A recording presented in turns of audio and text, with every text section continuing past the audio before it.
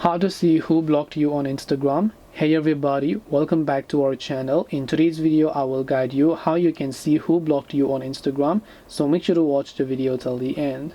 In order to find out who has actually blocked you on Instagram, one thing you have to understand is that Instagram is not going to give you a list of people that has actually blocked you, who has blocked you, because Instagram was made for privacy stuff as well. Even if you block someone, it's not going to let the other person know that you have blocked them, and it's not going to notify them. But there is one sure way to figure out. Now sure, if you go to their profile page, it might say user not found, this user is not available, but that could sometimes also mean that the other person has maybe deactivated or maybe deleted their account, or maybe their Instagram account got suspended. And there is one sure way to figure it out, but for that you need two accounts, right? One is a main account, the other is a dummy account. Or you can just create a new Instagram account. If you have your friend's account, or maybe your sisters, your brothers, your siblings account, then try to also get access to that account. Now first, you want to actually open up your main profile on which you think you have been blocked, and simply try searching for the username, or maybe they are in your DMs tab, and simply try tapping on the DMs tab and going to the profile.